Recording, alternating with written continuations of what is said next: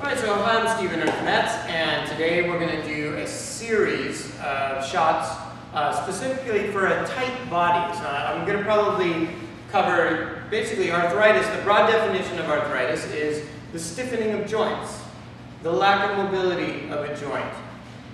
However, there are different forms of arthritis, and because there are different forms of arthritis, I would recommend, as always, that you consult your physician before you begin this or any other exercise.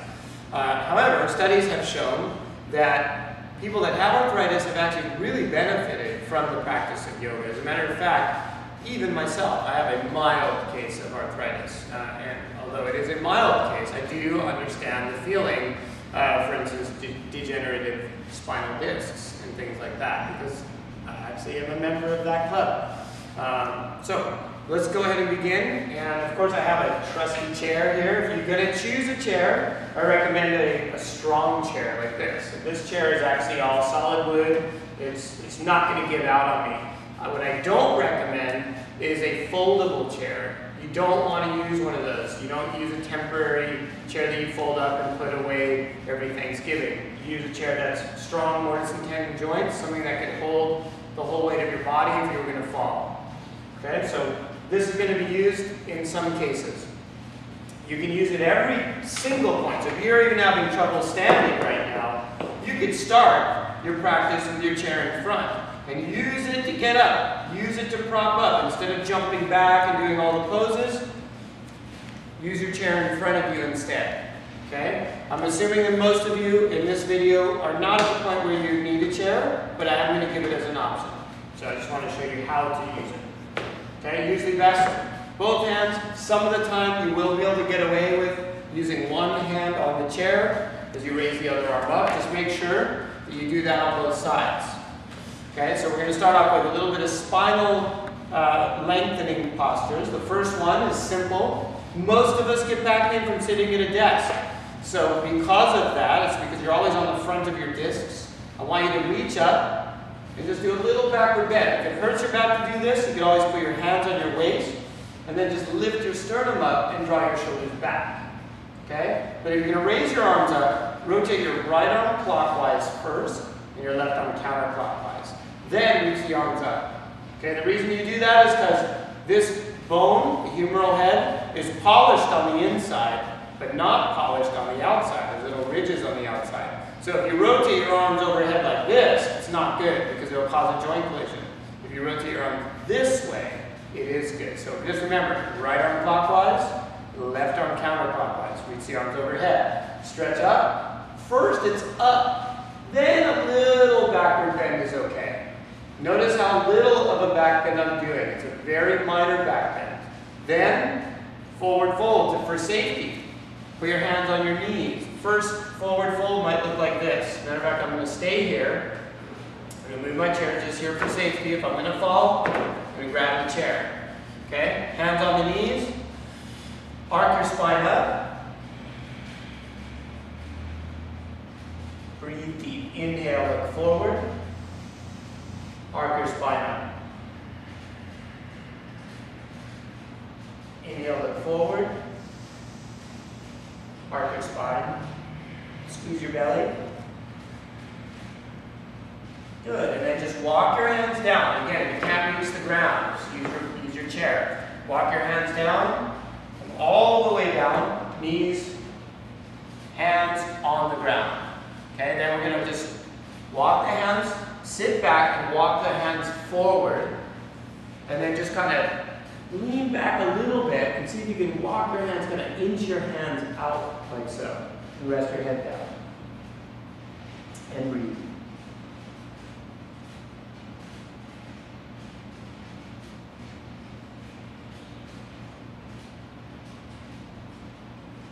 Then inhale, slowly rock forward. And then just lean a little to your left side and then reach your right arm over like this. You're just going to stretch your lateral muscles. And notice all I'm doing is very mild decompression of the spine. Stretching and lengthening. So I'm pulling my right hip back as I'm extending my right arm forward and I'm getting a lateral stretch. Now I'm doing this in a relatively warm environment, which I recommend somewhere in the 80s to 90 degrees. If you can't do that, a space needle will work. Just make sure that the heat is on the body. And then slowly walk your hands over to the other side. I'm going to start off in my hands and knees position. Reach the left arm forward. Slowly again, sit back. Very mild pressure. I have 5 pounds of pressure pulling on my arm. That's it. I'm just trying to decompress the spine. So if you spend hours and hours at your desk, and your lower back is tight, you're starting the process of decompression. Okay, then back to spinal flexion, also known as cat and cow. You're just going to arc your spine up and inhale, look forward. Careful on your back. Exhale, arch and contract. Inhale, look forward, bring your belly down. Exhale, arch and contract. 2 more. Inhale here. Exhale, arch and contract. Inhale, look forward, and then exhale, press back to downward dog pose. Okay, now my heels go flat, but most of you, you'll either be here with your knees bent, or you're going to just press back to a simple knee position. If you can't hold your weight up yet, I always say yet because I want you to presuppose that you will get in great shape. But if you can't do it today, add the word yet. You will in time. Then we're going to lunge. So now, bring your left foot to the middle of your mat, and then lunge your right leg forward. Now use your chair, just for safety. Chair supporting your lower back, right? If you can come up and do this lunge, you can also come up to here. Notice I'm not bending the knee real deep. I put a little bend in my back leg, and then reach the right arm up towards the ceiling. Okay, so this is a very strong pose. This is a variation of warrior posture. We do this often in my power yoga classes. But for now, I want you to hold the chair, raise the arm up. If you feel like you can balance for a second, come up and come back down. Again, we're just going to push the chair forward, bring the hands back down, press back to your variation, either here with the knees on the ground or downward dog pose. Stretch. Now down dog pose, a little tip. Keep the right arm rotated clockwise, the left arm rotated counterclockwise if your hands were over a clock. Keep length in the spine, but don't dump your head way in like this. You're actually just lengthening your spine. I want you to pull your hips up towards the ceiling and press your arm just slightly forward so you feel length. Squeeze your belly in and lunge your left foot forward. Again, either hands on the chair. Make sure that part of it's on the mat so it doesn't slide out. Come up a little bit higher if you can. Feel free to turn the chair around if you need to. Lift up here, or if you want to make it a little more challenging, again, engage your abdominals, bend your back leg, and reach the arms up. Okay, so these are all the safer modifications for you. Now, a third variation you can try. Let's finish the set. Come back down. Press back to downward dog pose. Okay, another variation we can try is, instead of having the lunge, so it depends on where you're at today, you can take your chair and lunge forward instead of using just the strength of your legs. You can lunge forward in front of the chair, like this. Where you're sitting on the chair and you're just getting used to lifting off of the chair like that. Okay, now you obviously, you have to be very careful in these poses that you don't lose your balance. But having the chair there to kind of get used to lifting up and using your musculature instead is a really good tool to use, okay? Provided it's not a fold-out chair. All right, so now to come out of it, just going to put the hands on the chair, swing around, bring this around, and then bring your left leg in front, right? So same thing here. You're just getting used to the posture. Just going to hold it like that. If you can engage, lift, maybe you'll get, from this point, you'll get off the chair completely. Like right now, I'm not holding it at all, right? It's all the strength in my legs and my upper back. Then again, back to the chair. Take a breath or two. This is challenging, and that's good. I want you to challenge yourself, but I want you to challenge yourself in increments, okay? So remember, patterns create skill, right, over time. So repetition creates patterns, patterns create skill. To come out of it, you can just come out, stand up, move the chair forward, or just step back, okay? Now I'm going to move the chair out of the way. Let me just show you the whole sequence now. So Reach the arms up. Forward fold. Again, slide your hands down if you need to. Fingertips on the ground. Look up. Walk back. Knees on the ground. First variation. Second variation. Downward dog pose. Length. Step your right foot forward. Again, use your chair. If you can come all the way up. Crescent. That's the full crescent. Looks something like this. Okay? Then coming all the way back down. Hands on the knees. Step back. Plank position. Lower down. Drop the knees. Knees, chin, chest. Come down.